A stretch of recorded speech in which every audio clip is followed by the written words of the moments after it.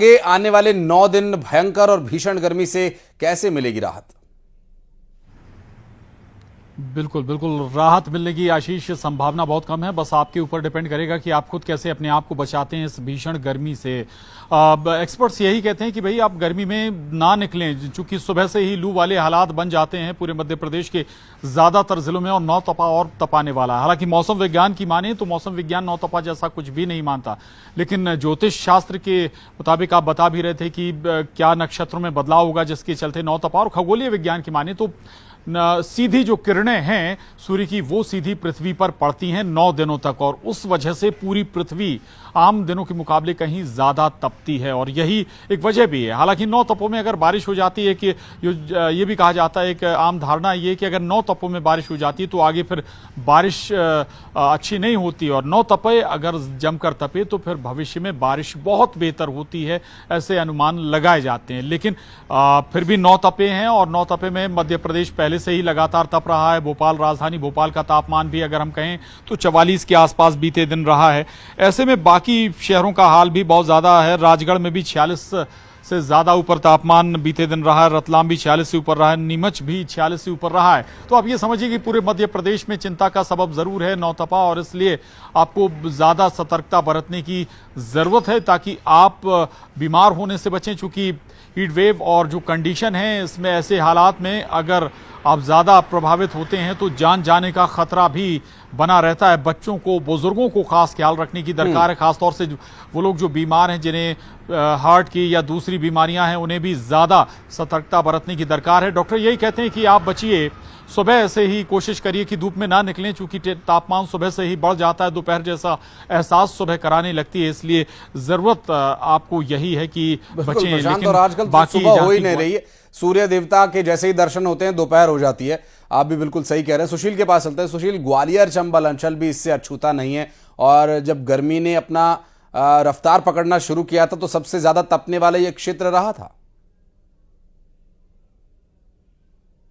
ग्वालियर चंबल अंचल कहीं ना कहीं सबसे ज़्यादा गर्म अंचल होता है, और यही वजह है कि अब आज से जब नौ तपा शुरू हुआ है तो ग्वालियर चंबल अंचल की गर्मी धीरे धीरे अपने शबाब पर पहुंचने लगी है। पारा अगर बात करें तो 45 डिग्री के पार जा चुका है, और नौ तपे के दौरान ये 8-9 दिन जो लगातार भीषण गर्मी रहेगी, इस दौरान तापमान का पारा ग्वालियर चंबल अंचल में 48 डिग्री तक जाने की संभावना मौसम विभाग ने जताई है।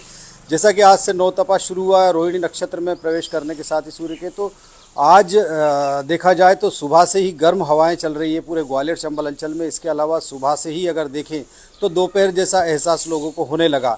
यही वजह है कि इस नौ तपे और भीषण गर्मी को देखते हुए ग्वालियर जिले के 6 जो सरकारी अस्पताल है उनमें लू ताप घात वार्ड बनाए गए, जहां लू से पीड़ित मरीजों का इलाज किया जाएगा। इन वार्डों में 4-4 पलंग लगाए गए हैं, साथ ही एसी, कूलर सहित अन्य जो जरूरी संसाधन है लू से प्रभावित लोगों के इलाज के लिए वो लगाए गए हैं। सरकारी अस्पताल की बात करें, जिला अस्पताल मुरार, हजीरा, इसके अलावा डबरा, भीतरवार सहित अन्य अस्पतालों में ये लू घात केंद्र बनाए गए हैं। तो निश्चित तौर पर प्रशासन भी अलर्ट है, स्वास्थ्य विभाग भी अलर्ट है। मौसम विभाग ने जैसा कि संभावना जताई है कि नौ तपे के दौरान 2 जून तक भीषण गर्मी रहेगी ग्वालियर चंबल अंचल में। इस दौरान पारा 48 डिग्री तक जा सकता है। ऐसे में दोपहर 12 से लेकर शाम 4 बजे तक लोगों को जरूरी काम होने पर ही घर से निकलने की सलाह दी है। इसके अलावा बच्चे और बुजुर्गों तो इस अवधि के दौरान जो है घर से ना निकले तो अच्छा रहेगा। इसके अलावा जो लोग भी दोपहर में निकल रहे हैं कामकाज से, वो अपना पूरा शरीर कवर करके निकले, पानी साथ लेकर निकले। इसके साथ ही जो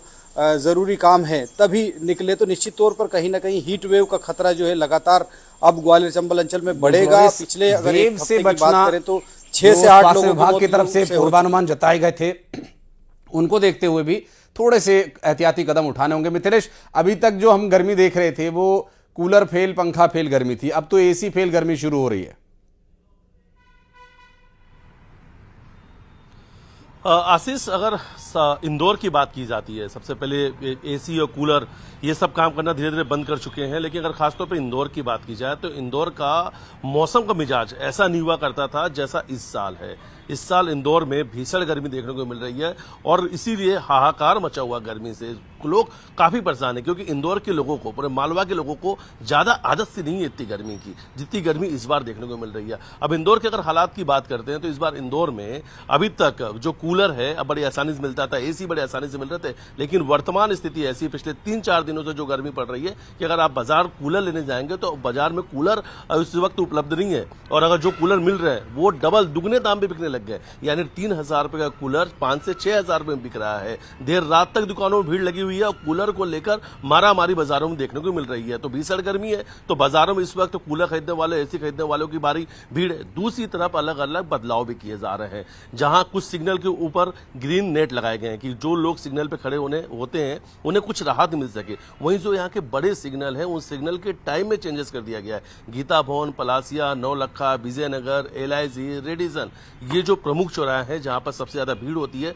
और जिनके सिग्नल का टाइम करीब 2 मिनट के आसपास का होता है, ट्रैफिक को देखते हुए अब उनके कुछ टाइम को, कुछ सेकंडों को घटा दिया गया है कि लोग जल्द से जल्द उस सिग्नल से निकल सके, क्योंकि वहां पर जहां पे लोग सिग्नल पर खड़े होते हैं वहां पर न पेड़ है न कोई ऐसी व्यवस्था है कि लोग थोड़ी सी गर्मी से उन्हें राहत मिल सके। लोग काफी परेशान होते हैं, उनकी परेशानी को देखते हुए जो सिग्नल के टाइम उन्हें बदल दिए गए हैं। तो एक तरफ नेट लगाया गया है, दूसरी तरफ सिग्नल के टाइम को चेंज कर दिया गया है, तीसरी तरफ बाजार में कूलर और एसी तमाम चीजों को लेकर मारामारी देखने को मिल रही है। अब अस्पतालों में भी जो व्यवस्थाएं, वो चाचा नेहरू अस्पताल, जो यहाँ का लाल अस्पताल जहां पे बच्चों को इलाज चलता है, वहां पे अलग अलग वार्ड को बना दिया गया है, क्योंकि उल्टी और दस्त से बीमार होकर ज्यादा बच्चे इस वक्त अस्पताल पहुंच रहे हैं। वो डिहाइड्रेशन को लेकर बात कही जा रही थी कि लगातार जो बच्चे हैं उन्हें आप अगर बाहर लेके निकलते हैं तो उन्हें पानी पिलाते रहें, जूस पिलाते रहें, रसीली चीज का उन्हें सेवन कराते रहें, वरना इसमें उनकी तबीयत जो है ज्यादा खराब हो सकती है। तो इंदौर में इस बार का जो मौसम है काफी बदलता हुआ नजर आ रहा है। कई सालों का रिकॉर्ड टूट चुका है, लगभग 10 से 12 सालों का ये रिकॉर्ड टूटा है। इस बार टेम्परेचर जो है 45 डिग्री के आसपास बना हुआ है, जबकि इंदौर में इतनी गर्मी देखने को नहीं मिलती है। लेकिन अब मौसम एक्सपर्ट का कहना है कि आने वाले समय में जो टेम्परेचर है और ज्यादा जा सकता है। 1994 की अगर बात करते हैं तो उस समय ये जो टेम्परेचर है करीब 47 डिग्री के आसपास गया था। तो इस बार मौसम जो एक्सपर्ट उनका कहना है कि शायद इस बार वो रिकॉर्ड टूट सकता है। आज सुबह से बहुत ज्यादा गर्मी है, तेज हवा चल रही है, तो गर्म लू के जो थपेड़े हैं उससे फिलहाल राहत मिलने के कोई आसार नहीं है। 28 तारीख के बाद थोड़ा सा मौसम बदलने का अनुमान है कि शायद कुछ मौसम बदल सकता है, लेकिन राजस्थान से जो गर्म हवा चली आ रही है उससे लोगों को काफी दिक्कतों का सामना करना पड़ रहा है। आशीष, बिल्कुल दिनेश, अब अगर अच्छी बारिश चाहिए तो इस नौतपे में तपना जरूरी है। जैसा कि प्रशांत जिक्र कर रहे थे कि अगर नौतपे में बारिश हो गई तो ये फौरी राहत तो देगा, लेकिन फिर मानसून में अच्छी बारिश नहीं होगी तो रायसेन के लोगों को क्या ज्यादा भा रहा है? क्या वो इस गर्मी में तपने को तैयार है?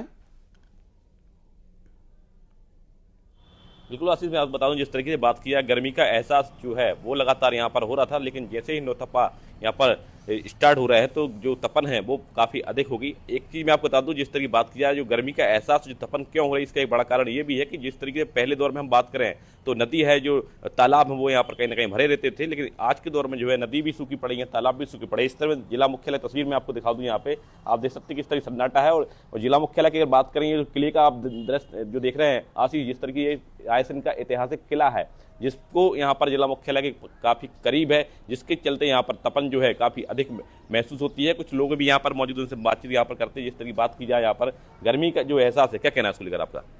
गर्मी साहब तेज पड़ रही है कि गर्मी का बहुत एहसास हो रही है। क्या परेशानी हो रही है? गर्मी में मान लो बेचैन हो रहे हैं आदमी, मान लो। क्या नाम है आपका, कहाँ से आए? मोहम्मद माजिद। कैसी गर्मी पड़ रही है? बहुत तेज है सर गर्मी। क्या परेशानी हो रही लोगों को? गर्मी, पानी भी नहीं मिल रहा और परेशानी ये है कि घर में से लोग निकल ही नहीं रहे गर्मी के चक्कर में। आज से नौतप में लग गए वैसे ही। देखिए आशीष, किस तरीके से लोगों ने यहाँ पर परेशानी बताई है। तो मैंने जिस तरीके से कहा कि कहीं ना कहीं जो सरकार हो या प्रशासन हो, जो पहले दौर था आशीष, हमारे बड़े बुजुर्ग थे, कहीं ना कहीं आप देखते करते नदी ऐसी भरी रहती थी, कंचर पानी हुआ करता था, लोग पानी पीते थे, तालाब भरे हुए करते। लेकिन आज जो है नदी भी सूखी पड़ी है, तालाब भी सूखे पड़े हैं। तो कहीं ना कहीं सरकार और प्रशासन को इस पर ध्यान देने की जरूरत है। ये नहीं खाली हम गर्मी पे बात कर रहे हैं, ये गर्मी की वजह क्या है उसको लेकर भी यहाँ पर कई कड़े विचार करने की आवश्यकता है आशीष। बिल्कुल स्वाभाविक रूप से अगर हम